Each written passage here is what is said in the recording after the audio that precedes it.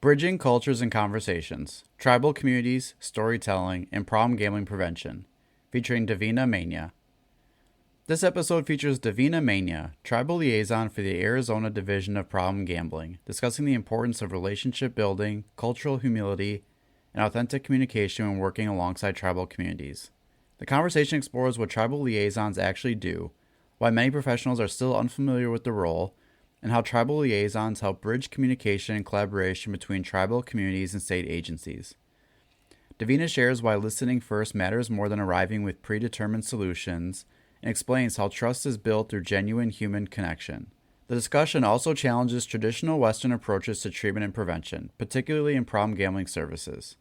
Storytelling, community, and relationship-centered conversations are highlighted as meaningful ways to engage tribal communities more effectively than statistics or symptom-focused models alone. This episode is a thoughtful conversation about trust, culture, connection, and the future of problem gambling prevention and recovery support. This is Talking Addiction and Recovery, the podcast talking, you guessed it, all about addiction and recovery. Join your host, licensed professional counselor Andrew J. Schreier, as he and his guests break down recovery topics with raw honesty, delving into niche conversations around the topics of substance abuse, mental health, and gambling. We intend to meet individuals where they are on their own personal journey of recovery, with dignity, respect, and compassion. We'll do more than talk addiction and recovery. We'll explore it. We're glad you've joined us. Here with today's episode, your host, Andrew Schreier.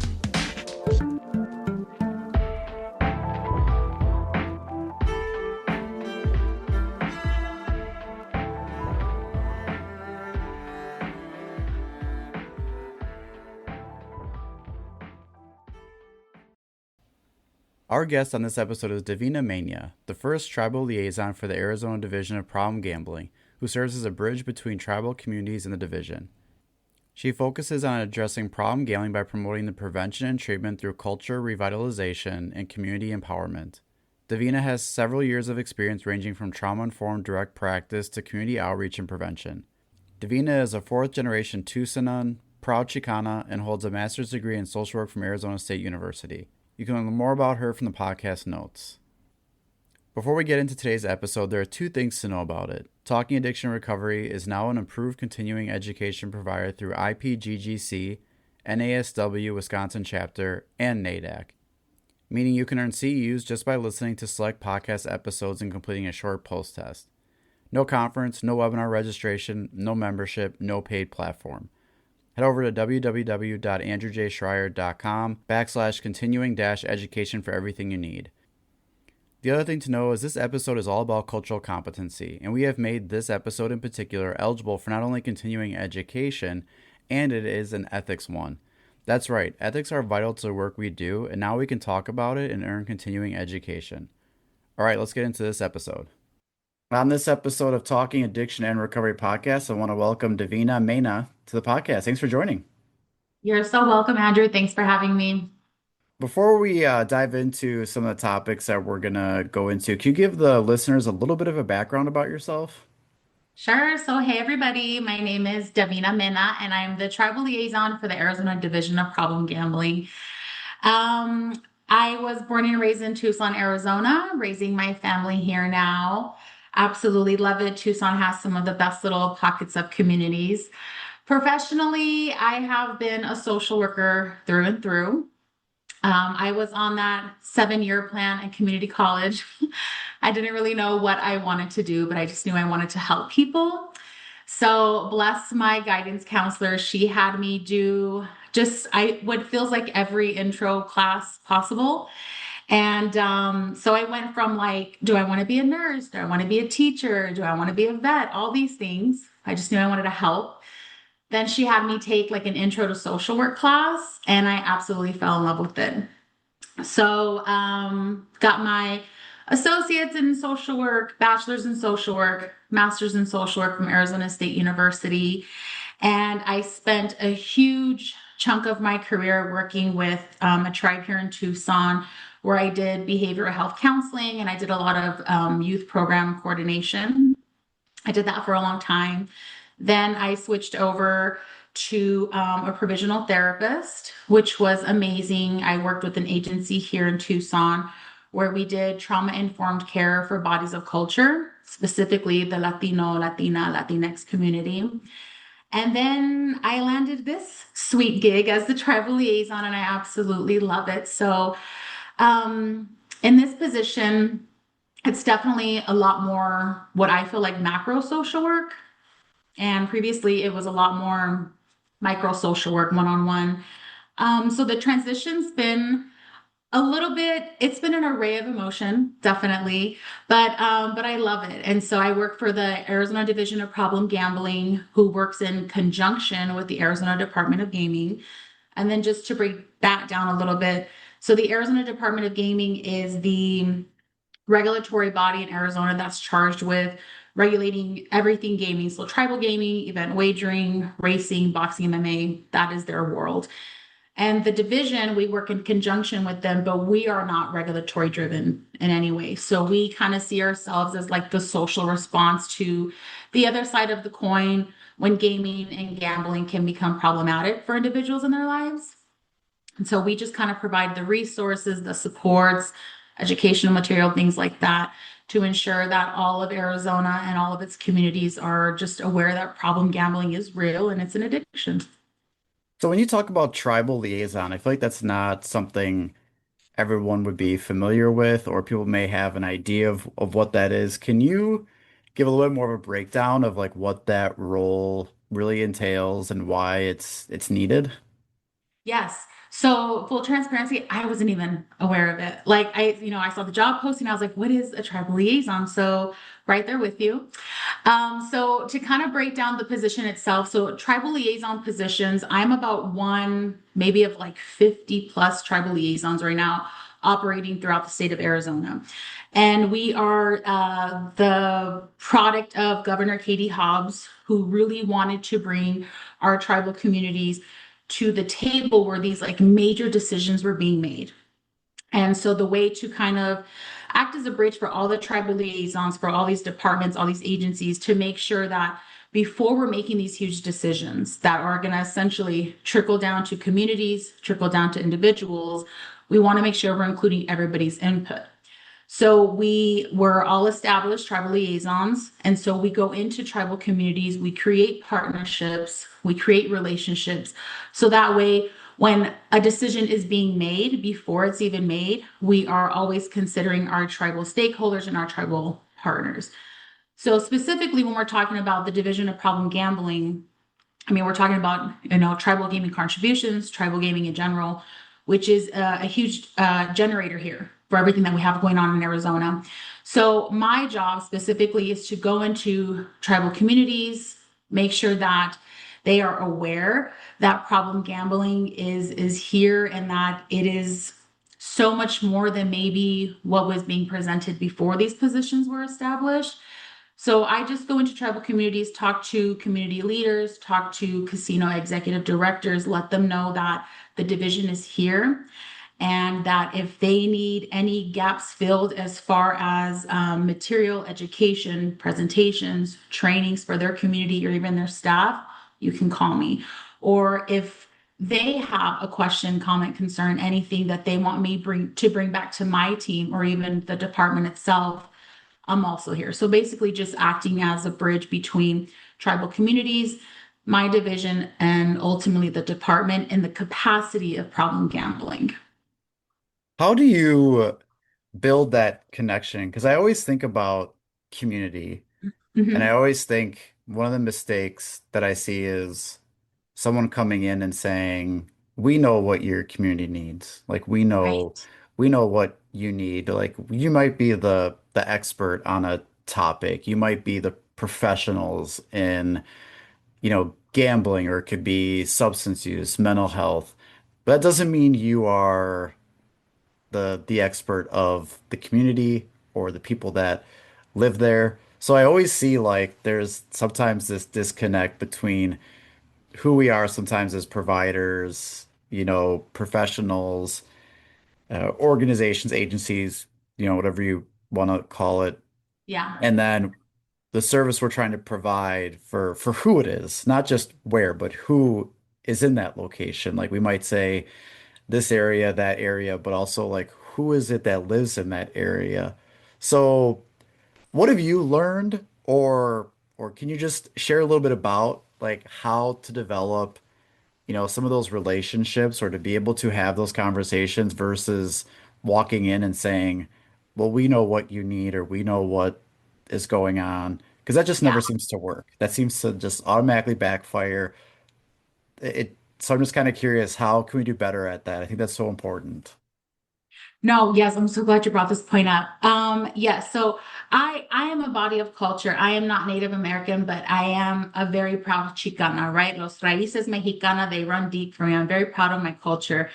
And it's through that lens that for me, when I'm approaching this job, my first rule is it doesn't even matter how much lived experience I have. It doesn't matter all the fancy letters behind my name. I need to go in there and zip it. I need to listen first. And that is such like that should be part of the golden rule, right? Like just be quiet, just listen first. Because you're right. Like I could go in there and be like, this is what I know about problem gambling. This is what you need to be doing. And they could just like, no, that doesn't work for us, right? So just listen first. And for me, this may not work for everybody, but I present myself as the tribal liaison, yes, but I also want them to know who I am behind my badge because, well, there's a lot of things for me. For me, number one, I'm hyper aware that even though I do not work as a regulatory compliance individual, that I am still linked to them, right? Because Arizona Department of Gaming, again, regulatory driven, compliance driven. And when we think about historical context, historical trauma, what could that bring up consciously, subconsciously coming into a tribal community as a regulatory body, right? So that I'm very aware of that. And then also, I like to present me. So, yes, we're talking about problem gambling in these meetings with them, but I'm also letting them know I'm a Raider fan. Let's joke about that because that's funny, right? These are my kids. I show them pictures of my kids. I let them know that, oh my God, we just adopted a dog. Did I just make a bad decision? Right? Like, I want them to know about me because that can also kind of bring people down to like, we're all just people. It's just the title I'm carrying. And same for you. These are just titles we're carrying. And so for me, that's huge. I want to come into your community as myself first and foremost so that you know that there really is no agenda here. I'm here to just help. And I'm going to help in whatever capacity you tell me that you need help with. Right. So I could show up and they could just be like, no, we're actually all good, Davina. We don't really just give us a couple of signs on problem gambling. And I'm okay with that. And then I also have other people who are like, can you do a training? Can you do a presentation? Cool. Who's my audience? How do you want me to present this? So, but all that comes back to listening, right? Like listen to what people's needs are because they're going to be different and it doesn't matter how many books we read, how many TED Talks we've seen, how many degrees we have. It could all mean nothing if it doesn't fit what they need. So I just listen, Andrew. That's all I do. Which I know can be really hard because sometimes I think it's well intentioned of someone trying to say like this is what we're seeing and this is what we're trying to do to help out. And so I can see why sometimes they're trying to make their case or trying to plead themselves as to why this is important, but yet completely dismissing the people there who are in the community, the ones that you need support from. So taking that time to listen to them for a little bit more Right. than likely opens the door for them and like having that conversation versus if you just start coming in and saying a bunch of things, they're probably not going to want to have some conversations with you. It's going to be a little bit more difficult. Right. No, definitely. And I mean, I'll be the first to admit, like I speak a good game now, but like the first couple of weeks in this position, I was, well, you want to do a good job and you want to, let people know like, hey, I got this. I'm a big girl. I know what I'm doing. And I can only imagine, like, I would cringe thinking about, oh my God, what did you sound like the first couple of times you presented yourself? Because, yeah, like I probably came in, hot and heavy with all these statistics and facts, and this is why you need to be working with us. And now I know better. That it's like, no, Davina, you simply just present the tools, and they get to decide what tools they want to put in the toolbox. Is there anything you've learned from your experience that stands out to you about what we don't understand or what we don't fully take the time to understand when it comes to like tribal communities and gambling? Because when I think about when I do my training, Hmm.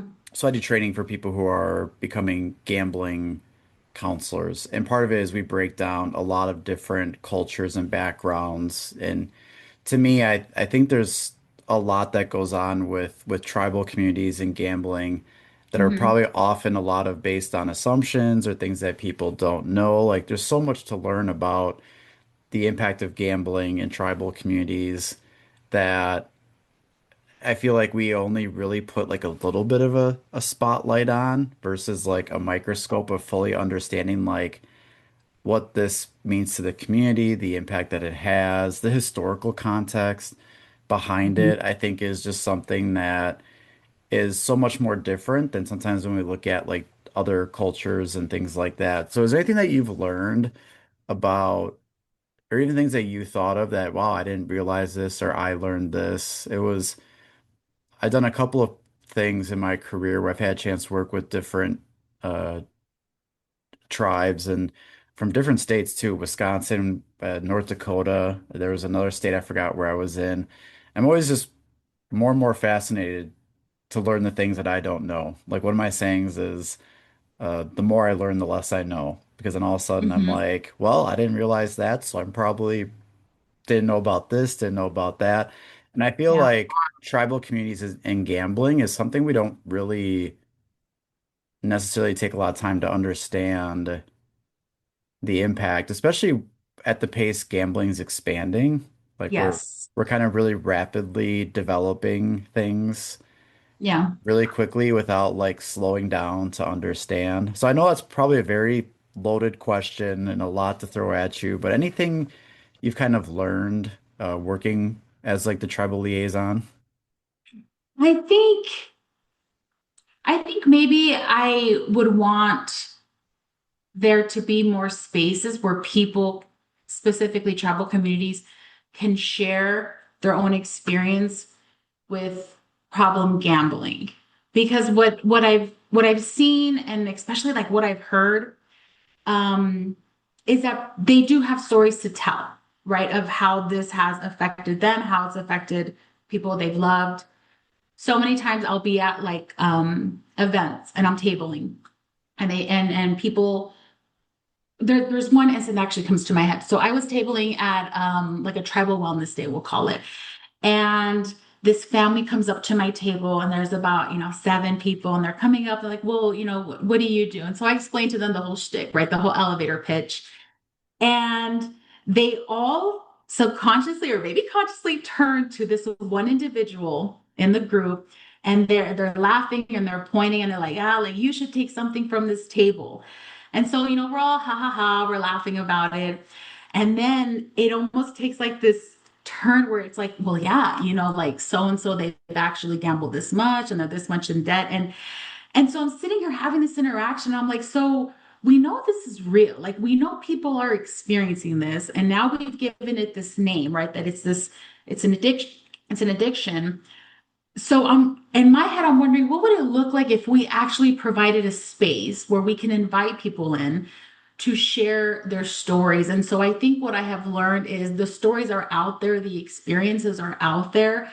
How are we creating a space where people feel comfortable and supported and safe enough to share their experience? Because I think that's part of like the first steps, right? Is helping people recognize that you're not alone in this, and that it's actually pretty common of what you're experiencing or what you're witnessing throughout your family maybe. So I think just that, Andrew, like what would that look like if we had like round table talks and we just invited people in? Nothing clinical, nothing it's just, let's just talk for a little bit. And then when you consider how bodies of culture, like we are storytellers, how what would that look like? Would that be empowering? Would that be exciting for people? And what kind of data or information would we get from that? And how could that teach us how to move forward and how we address addiction, specifically problem gambling in tribal communities or just in communities in general? Yeah, bring up a great point. I was just talking to someone else about we have things that are like client advisory boards. We have like patient advisory boards where we bring people in to talk about their experience and some of the to get feedback, right, from the person. Mhm. Like we don't want to make all these changes and not think about like the people we are helping, right, and how it impacts them. So it's amazing how we ask people to like, hey, share your story about this, or we want to hear your experience as a client, Mhm. but we don't really create space to say we're looking, to hear your experience as like who you are, like part of your culture, like your community. Yes. But we use other words like, if you've in addiction, recovery, if you substance use, gambling, if you're a client, a patient, but we don't really say like we want to hear from you to understand or learn more about who you are and what that means with like culture, background, community, all that type of stuff. So you bring up a really fascinating point on how can we create spaces like that versus assuming that if we put something out there to just share your story, that means everyone's going to be comfortable to just share it. Like Right. we should make ways to be more connecting with that. I think that's really important. And like, what would that look like, right? Like, I get Yeah. so excited when I just think about that because I know, like, when I was working for the agency before working here, it was very heavily for Latino, Latina, Latinx, and that is such an experience. And so when we would have groups, we would have cafecito ready, and we would have pan dulce, which is like sweet bread, and it would be very intimate. And as everybody's trickling in, we would have music playing softly in the background because it's all about creating that familiarity, right? That space of like, this is for you. And you can talk to us and we can talk to you in a way that is not going to be presented as like, okay, I'm running this project. It's like, no, like let's just talk. And so, yeah, I do get excited when I think about what would it look like if we really use culture and aspects that are familiar to people to ask them to share with us, how do you experience this, right? Because again, we can read books on problem gambling and all these other things, but how people experience it with all the other intersections that they have going on in their life, it just makes for unique experiences that deserve to be talked about so that we can know more. So why do you think that's missing in with tribes and like As we're westernized, Andrew, because like it's I there, right? Like it's there yes. to like what you just mentioned, how could that not be replicated or at least like similarly developed for like tribal communities and everything? Like if you just gave example of like food that's there and how to make it more of like Yes. this is connected. So the question is like why does that not exist? Well, that's $1 million question. Yeah. I mean, I think, oh, why doesn't it exist? I don't know, maybe sometimes as providers or as clinicians, maybe we get in our own head about what treatment has to look like. And we spend so many years at school and we read papers done by professionals again with fancy letters behind their names and we're all trying to earn these letters behind our names. And so I think maybe we get conditioned or maybe we place ourselves in these subconscious boxes of this is what treatment looks like when it can look like so many other things. Like I think we can run parallel with what we have learned in school and what community needs really look like. And so I don't know, maybe we just have to get the courage and just do the thing. But that's a good question. It's actually a very good question. Yeah, because I was out in South Dakota. It was Chamberlain, South Dakota. There was a Native American school out there, and I was with my dad on a project, and it was a Lakota culture is Uh-huh. that was out there. And they were working on some project, and one of the things that was happening too was there was a lot more uh, cough syrup use among the Mm. adolescents because they were noticing that some of the adolescents seemed impaired, Okay. and but they weren't testing positive for alcohol. So Wow. we found out that there was some because they live too at the school, and then there was different areas for like where they lived, and then we noticed like why is there so much like cough medicine and stuff that was like being used, and it's like is there something going on? But so all of a sudden we were talking about how to like try to assist with that because I've been an alcohol and a substance use counselor for my whole counseling career. And I Hmm. remember like initially there was this like, well, this is how we do it and how we treat substance use. So let's just like do it here. But part of me was like, I was looking at some of the things that they have, and I remember, I wish I could find it, but I remember they gave me this thing that showed like the Lakota values. It was like four different things Hmm. that like looked at like what was really important. I'm pretty sure it was four.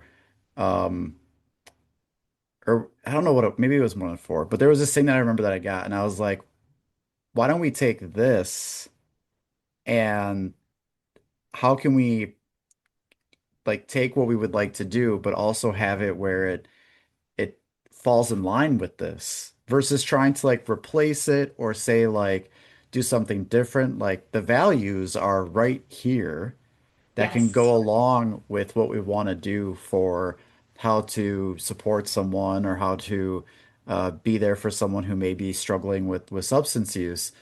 Yeah. So, but also I didn't even realize that until I was out there and I could see that. Yes. I wouldn't Right. know that back home in Wisconsin. Yes, but that also goes back to like this is why we have to listen, right? Yeah. Because we go into communities and we think we know and we have this idea like, okay, I'm going to implement this, we're doing this is how we're going to approach it. But if we go in and we just kind of listen, be a fly on the wall, observe, sometimes the answers are just right there. And maybe all of that schooling and teaching comes into play of, okay, well, how do we integrate this now?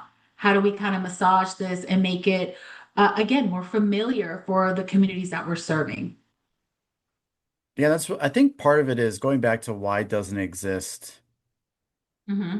I'm just thinking here, like why isn't there more approaches to tribal communities? And is there just like this like what is this invisible wall that's put up from like a provider Mm. or like a organization? Is it thinking like, well, they're not going to want to talk to us? Is it assuming that they don't want us involved? Like I think there's like this invisible wall that is there that like we don't necessarily put in front in other areas. I'm just trying to think more about like why does this not exist more when it could. I mean, it's not like And this it- is the impossible task. This isn't like Right, climbing the biggest mountain. right. Well, I think okay, so again, I'm just gonna go deep with this, Andrew. I'm asking myself, well, then who's asking themselves those questions? Oh, they're just not gonna want this, or they're just right. Like, first of all, who's asking those questions? Are we putting the limitations on ourselves? And also, like, I really feel like it just comes down to approach, like how we introduce ourselves. And I don't mean like, hi, my name is, I mean like just wholly, fully. How are we introducing ourselves to tribal communities? Mm, And maybe it's that, maybe it's that, just are we limiting ourselves? Or maybe it's some hesitation we have. And how are we fully representing ourselves when we do show up, when we do have something that we feel is like, hey, here's a tool. Do you want to use it? So maybe something like that. yeah, because the truth is there's no denying that they get impacted by gambling related Right. harm or Right. substance use or mental health. Let's talk about trauma. Historical trauma Mhm. is there. So Right. it's not like there's a denial that those experiences are happening, and sometimes the rates are higher. Yes, because of those intersections, right? Because Yeah. we have a lot of other things at play. So, ooh, I'm not trying to take over your podcast, but why is it then, Andrew? Why? That is such a good question. Yeah, I think that's something that, you know, it'd be interesting to know from people, because I hear a lot about, I see things a lot about grants for working with tribal areas or tribes. I see things about, this rural area is in need of this and that. And I work a lot with opioid use. And it's Mm, fascinating that in some of our states, we have a lot of strong connections where sometimes we even have uh, connections with they might um, bring someone from people from the reservation into treatment, and then they'll mhm. bring people back because we know transportation can be a barrier and all that. And then there's just some areas where it's like, why do we have nothing? Like, why do we have nothing when we know that there are relationships there? So I'm just trying to understand more of this really big gap that exists that could be closed. We can do better at it. I'm trying to figure out how can we do better. I mean, how we introduce ourselves is a big thing, like you mentioned, making things more about not just what we have and hey, I got this great Yes, service or I got this great whatever it is. You could have the most amazing thing, but right, if you're not thinking about who it's going to and that culture and that community, it's not going to matter. Like right. it won't matter if you have the most evidence-based treatment or you have the best prevention or education program. If Mhm. if they don't see that that's what they need or that you are respectful of who they are, that won't matter. Right, right. And even that approach, right, of coming in with here's the data, here's the statistics, that it's been my experience that that needs to come way later in the game. Mm. That first we have to be intentional about how we go into these communities, right? And I think again that goes back to like, well, who are you first of all? Like, who are you to come in here with all these numbers and all these interventions and things like that when we don't even know you? Like, So was your mom? relational versus like analytical or There you go. like There you go, so Andrew.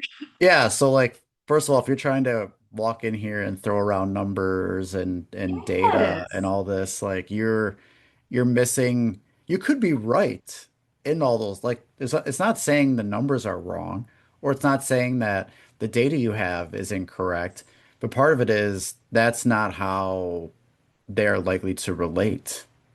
Right, because that's such a westernized approach to treatment, right? Of like, I got the numbers, I got the data, this is how we heal you. And I feel like tribal communities, bodies of culture in general, we are so driven by community and by relation in a very deep, meaningful way. And so yeah, I think we found the answer, Andrew. That's it's so true though. It's more relationship driven. And I mean, if we really want to bring it home, for me, that's how I approach this position as a tribal liaison. Like, I want you to know who I am. I want you to know my kids. I want you to know me before I come to you and say, okay, let's talk about problem gambling now because it's real Ooh. and it's here. And So, Western counseling and therapy and all that is always about the disclosure, like be yes. mindful, keep the pictures of the family off the desk, all that type of stuff. So The trees, the healthy branch, which is cool. And I'm sure that works for some people. But for me, I just feel like therapy has always been ours. We have always been storytellers. We have always, had cafecito and vamos a chismear. Like we're gonna talk about it, to your neighbors and to your friends and to the cousins.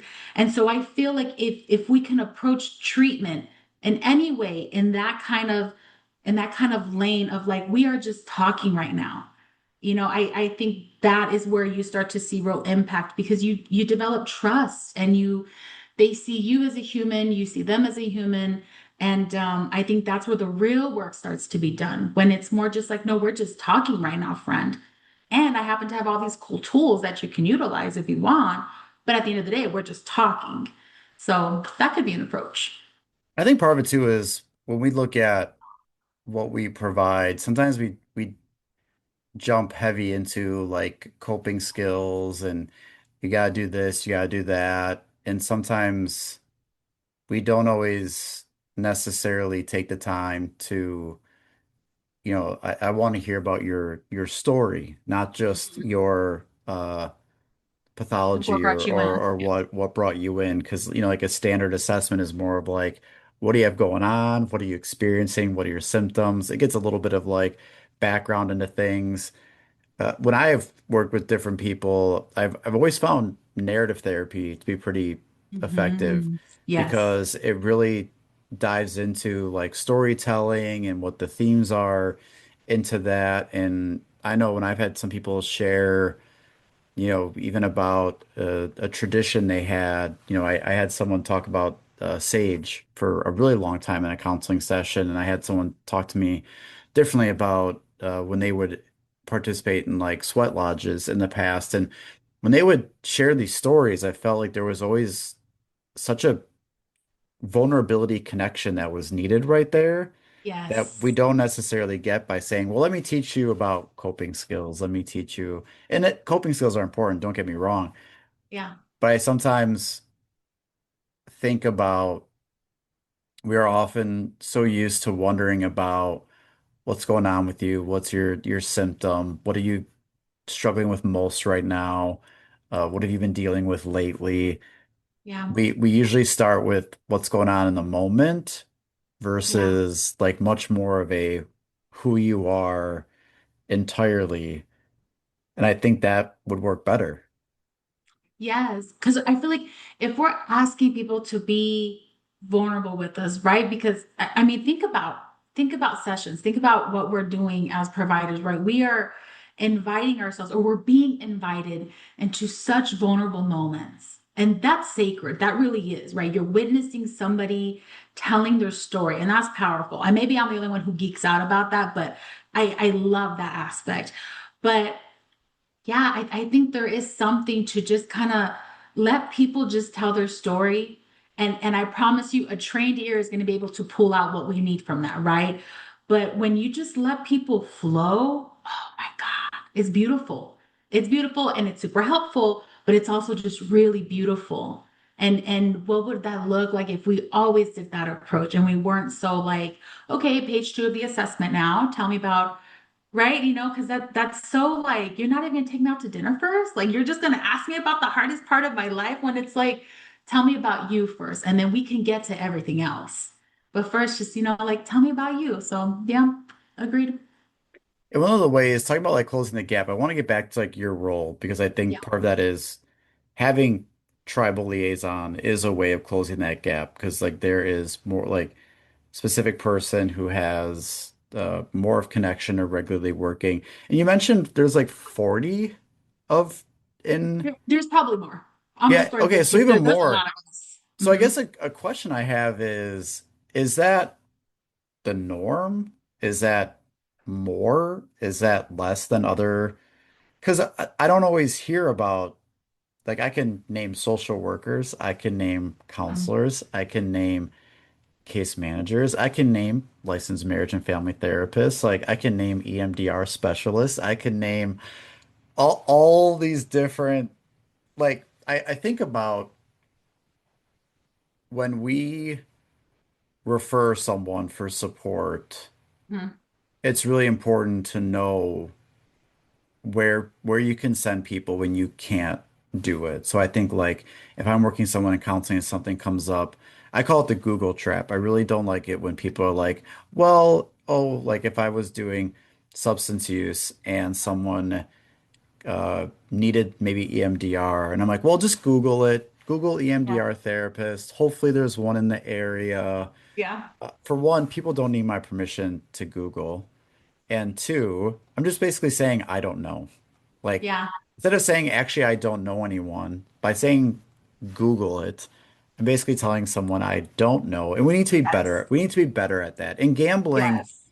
gambling itself is one of those because gambling is also one where people don't know uh, a helpline number. People always don't know a gambling counselor, right? So my point is, we should be getting better at knowing who we need to refer people to or who we can reach out to. I will be like the first to admit you're probably now the only person that I would have as a tribal liaison. So, question is, why don't professionals have that role of someone that they can connect to who this is what they do? This is what they are really good at is being a liaison to tribes. But I can almost guarantee you if I were to ask people, do you know someone who's a tribal liaison? Majority of people would say they don't know someone that does that. Hmm. So why I would why is your role like not known? Why do people not know about tribal liaisons, but we know about what a case manager is, a social worker, a counselor, all that. Your role is also one that is really not very well known. yeah, I would say Google it. I'm just kidding. No, no, I think, and again, this is just from the little world that I know. I know that tribal liaisons being established in Arizona is, as far as I know, our thing. Again, because Governor Katie Hobbs really wanted to include a huge population that is so they're so fundamental to Arizona and our history, right?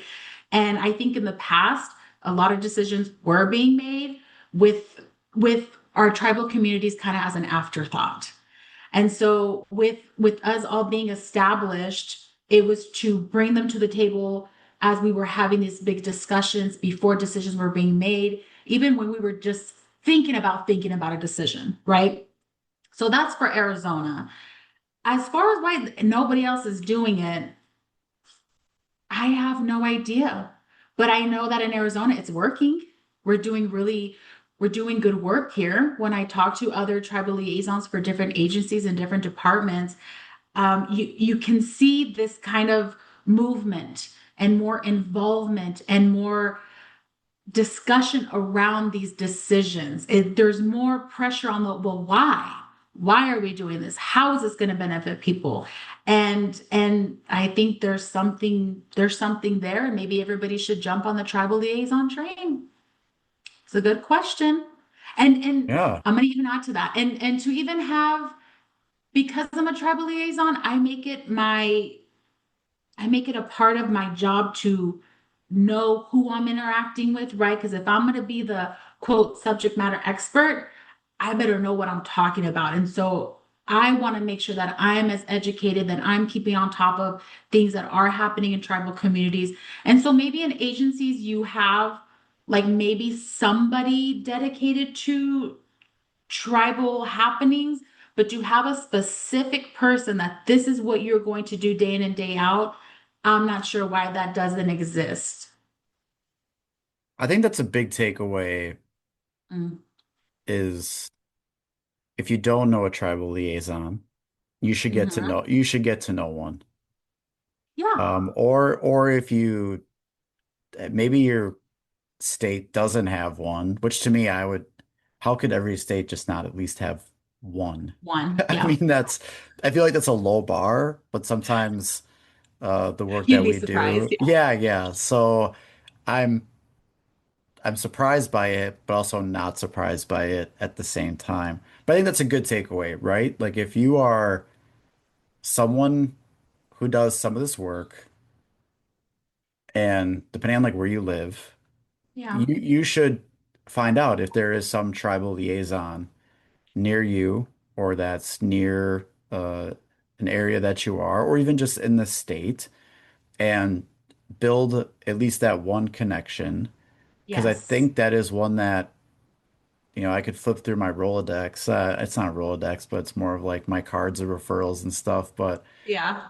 I just, it's one that I imagine most people don't have and couldn't refer to. Right. Well, Arizona, we have about 50 of them. So you guys Yeah. just, call us over here. I'd be very curious to know from others where that I feel like there's going to be a big mix. There's going to be people who are like, oh yeah, like we've got these and I know of those. And there's going to be some Mhm. who are like, we don't have a single one. I didn't even know that existed. Yeah. So I feel like there's going to be quite a mix, but it's just important to think about as that should be as important as we know where to connect other people to. Yes. And gambling Yes. knows this more than anything, where gambling often gets left out of the phone numbers and the resources and all that type of stuff. And then we want to tie in tribal and everything is we don't want to continue to kind of keep that isolated. So I think that's a Right. pretty fascinating takeaway from this conversation so far. Yeah, I agree. I agree. So before we wrap up, Mhm. where do you see forward thinking? We kind of talked Mhm. about it a little bit, but there is so much expansion with gambling, from sports betting to online gambling to prediction Yes. markets. Yes. How do you see how you take those things, those trends, what's happening? How do you filter that through than what you do with your work? So I'm always thinking about like when these things are happening. Hmm. For me as a counselor, then I'm thinking about like, well, how do I treat this? How do I ask about it? How do I talk to people about it? Am I paying attention to someone says they're trading? Do I, oh, this could be prediction market. This doesn't like so to me, when I hear about these things that are happening and I'm paying attention to the ever so fast evolving landscape of gambling, Yeah. how do you filter that through with your role and like what you need to do then? Because there is so much going on that I can't imagine this doesn't impact you either. Right. No, I think yes, I think as gambling and gaming evolves, so does problem gambling. And I kid you not, Andrew, that is what I present when I go to work. I just let them know, like, hey, because they're aware of it, right? My tribal stakeholders, tribal partners, executive directors for casinos, they're very well aware of how quickly gambling and gaming is evolving, so much so that it feels like we cannot keep up with it. And so part of it is just hitting them with the truth of like, hey, as this evolves, so does problem gambling. So we got to talk about it, guys. We got to talk about the elephant in the room. And then when I'm approaching community, I bring it down to I use my own kids as an example. So I have three iPad kids, and they're really into the loot boxes, right? And I will share with a group of people like, yeah, like we have a big calendar at home and every payday is highlighted green to help us allocate bills. My kids don't understand the allocating of the bills, but they know that green means money's coming in. So my little one says, "Mom, can you buy me this loot box for $25?" Right? And then I just break down for them like my little one's essentially getting the foundation of gambling, right? Because she doesn't know what's in the loot box, but she wants to spend $25 on it. So I think that as gaming and gambling evolves, my approach to how I present it to these communities needs to evolve as well. And if for me, that means I need to make it more real. And the way I can make it more real is including myself a little bit in that storytelling of, simple things like your kid asking you, buy me this loot box. Like that's kind of like setting the foundation for gambling. You guys ever think about it like that?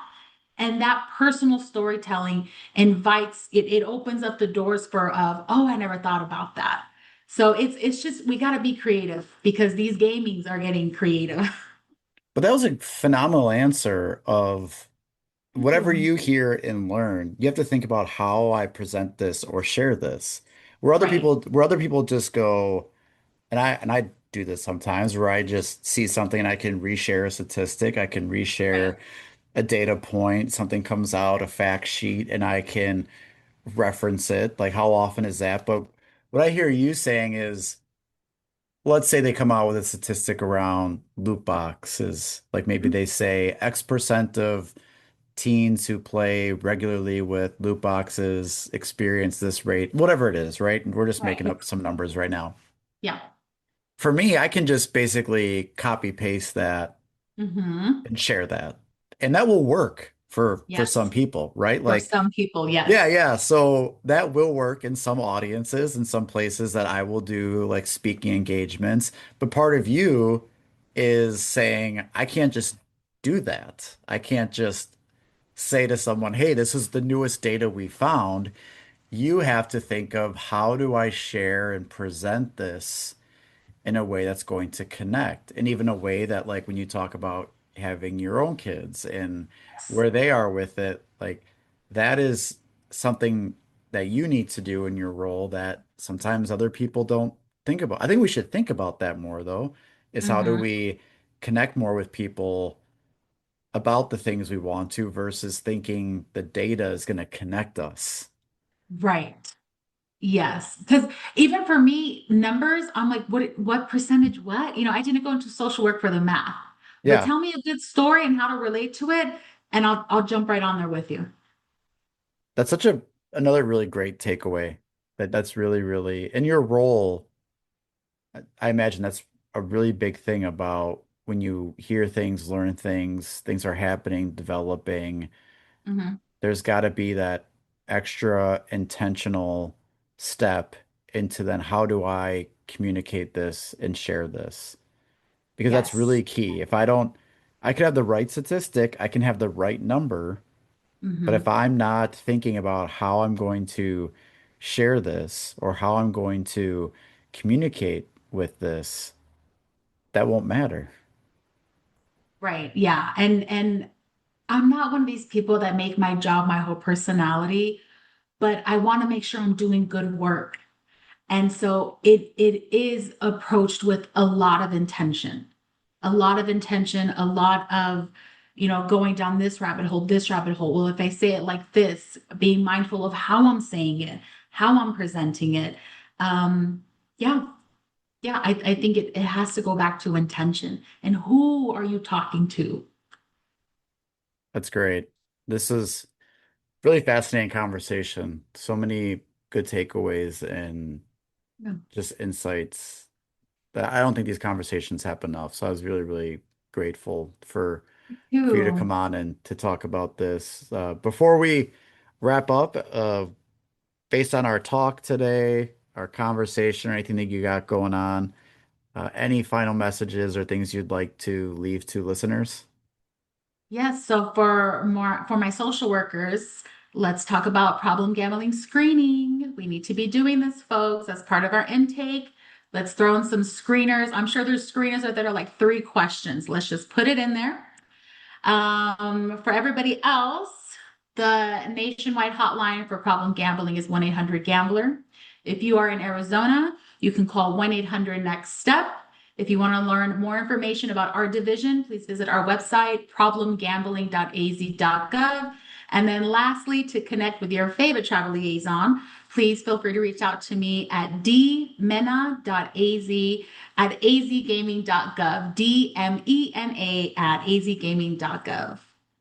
And we'll have ways for people to connect with you, to learn Awesome. more about what you do in the podcast notes and everything. So I really want to thank you.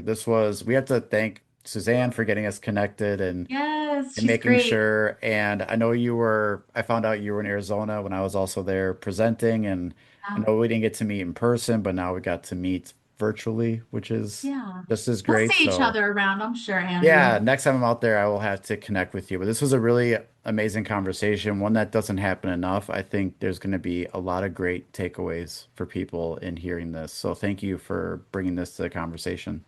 Yeah, thanks for the time. One quick thing before you go. If you've gotten value from this show, from this episode, or any other previous episode, the best thing you can do to support it is to leave a review on Apple Podcasts.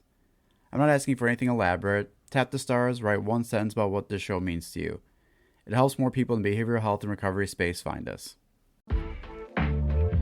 You've been listening to Talking Addiction and Recovery with Andrew J. Schreier. We're so glad you've joined us and invite you to connect further with the show and these topics at www.andrewjschreier.com. That's Andrew J. SCHREIER.com. You can also email us directly at talkingaddictionandrecovery@gmail.com. And connect on social media, Instagram at Talking Addiction and Recovery, Facebook Talking Addiction and Recovery Podcast, and Twitter at TalkAR_podcast. To stay connected and never miss an episode, be sure to like, rate, and subscribe. Until next time, friends, let's keep talking addiction and recovery.